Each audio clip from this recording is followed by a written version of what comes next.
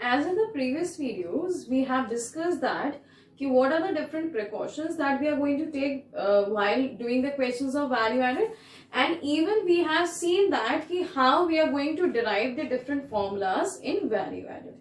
Now, after knowing about all these things, today we are going to solve the practical questions of value added. Okay.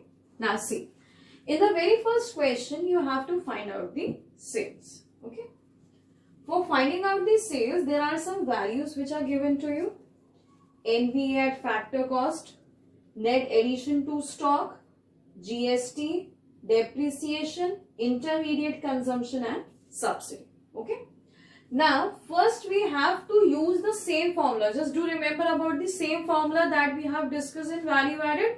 What was the formula? That value added is equals to value of output minus intermediate consumption. Yes, this formula we have discussed. Beta, now how you are going to use this formula? First, you have to remember one most important thing. And what is that? While doing the questions of value added method, you will be getting what as answer? GDP at market price or GVA at market price. That means जब भी हम question पूरा कर लेंगे value added method से, तो सबसे पहले हमारे पास जो भी कंपोनेंट या जो एग्रीगेट निकल कर आता है उसे हम क्या कहेंगे? या तो GVA एट मार्केट प्राइस या GDP एट मार्केट प्राइस। और फिर क्वेश्चन में वो जो भी निकालने को बोले आपको उसी हिसाब से वो एग्रीगेट चेंज करना है। ओके ना, लेकिन इस वाले क्वेश्चन में हमें सबसे पहले सेल्स निकालना। We are going to see the sales. Okay, see value added is equals to value of output minus intermediate consumption. अब मैंने आपसे ये बोला कि वैल्यू एडेड से जो निकलता है वो होता है GDP at market price. Question में क्या गिवन है? NVA at factor cost. So it's not a problem. We are going to frame the equation so that we can get GDP out of NVA. अब कैसे करते हैं? याद करो जो इक्वेशंस हमने फ्रेम की थी, हमको क्या गिवन है? NVA at factor cost और हमें क्या चाहिए होता है? GDP at market price। तो कोई दिक्कत नहीं है, हम क्या लिखेंगे? NVA at factor cost, पहली चीज। ठीक है, ग्रॉस से नेट चाहिए। Gross is equals to net plus depreciation and market price से फैक्टर कॉस्ट चेंज करो तो बेटा क्या चाहिए होता है? NIT। Okay, we will be getting NIT is equals to a value of output के लिए मुझे सेल्स चाहिए होता है और नेट एडिशन टू स्टॉक चाहिए होता है। अब सेल्स को गिवन नहीं है तो कोई बात नहीं, sales plus change in stock minus intermediate consumption. Now we are going to write down their values. What is the first value? 300. What is the value of depreciation? 10 plus NIT. NIT has two components, indirect taxes and subsidy. अब इसमें indirect tax हम ढूंढेंगे तो कौन सा है? That is GST. एक जो मेन चीज आपको याद रखनी है क्वेश्चन करते टाइम, अगर क्वेश्चन में डायरेक्टली आपको इनडायरेक्ट टैक्स अगर गिवन है, ठीक है, मान लो जीएसटी के साथ यहाँ क्वेश्चन में आपको लिखा होता, जैसे मान लो कहीं भी लिखा होता जैसे इनडायरेक्ट टैक्सेस भी मेंशन होता, मान लीजिए 20 लाख रुपीस का, तो आप क्या करते? उस केस में आप जीएसटी नहीं लेते, उस केस में आप केवल क्या लेते? Indirect taxes. एक चीज जो हमें मेन याद रखनी है वैल्यू एडेड का क्वेश्चन करते टाइम, वो क्या होगा कि अगर कोई भी चीज रिपीटेडली दी हुई है, अब देखो रिपीटेडली का पहले मतलब समझ लो क्या है। इनडायरेक्ट टैक्सेस हम लेते हैं फॉर्मूले के टाइम पे, अगर इनडायरेक्ट टैक्सेस के साथ जीएसटी दिया हुआ है तो हम नहीं लेंगे, हम केवल क्या लेंगे? Indirect taxes. अगर किसी चीज की परचेजेस दी हुई है, मान लो लिखा हुआ है टोटल परचेजेस और फिर संग में ये भी लिखा है कि स्टॉक ऑफ रॉ मटेरियल, तो हम केवल परचेजेस लेंगे, हम उसके साथ स्टॉक ऑफ रॉ मटेरियल नहीं लेंगे क्योंकि वो ऑलरेडी परचेजेस में इंक्लूड हो चुका है। अगर इंटरमीडिएट कंजम्पशन भी दिया है और परचेज ऑफ रॉ मटेरियल भी दिया है तो फिर से याद रखना है मेन चीज हम फॉर्मूले में क्या लेते हैं बेटा? Intermediate consumption.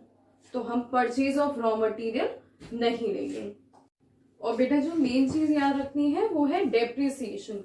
डेप्रिसिएशन के भी कुछ सब्स्टिट्यूट नेम होते हैं, जैसे कि आप कह सकते हो रिप्लेसमेंट ऑफ फिक्स एसेट, ठीक है। दूसरा नेम हो सकता है आपका करेंट रिप्लेसमेंट कॉस्ट, या फिर आपका नाम हो सकता है करेंट कंजम्पशन अलाउंस।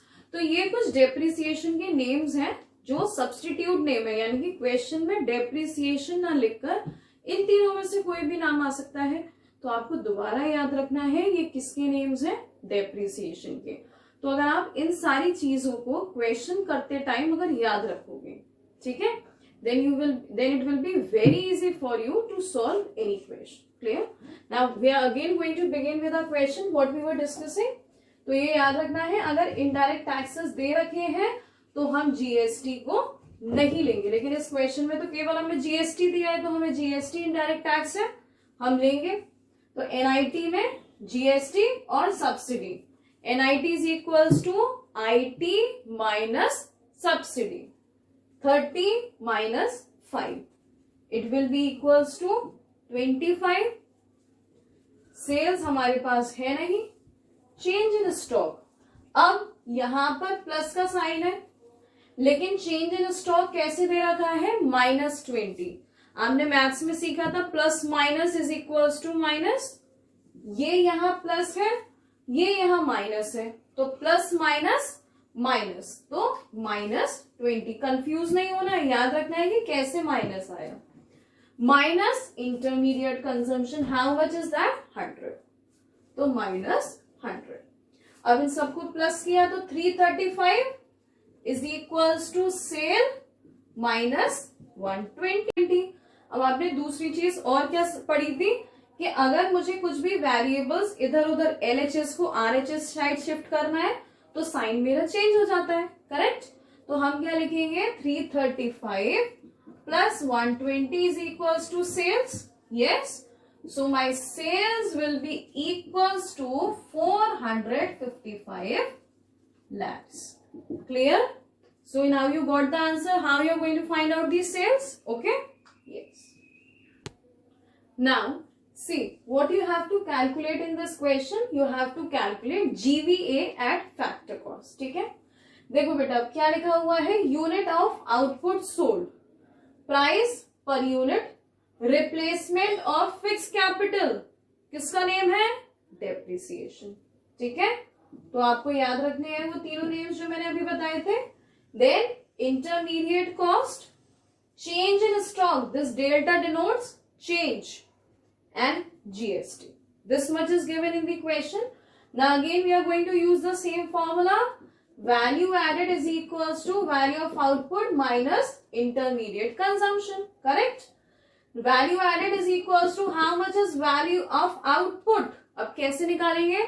फॉर्मूला क्या होता है, sales plus change in stock, ठीक है।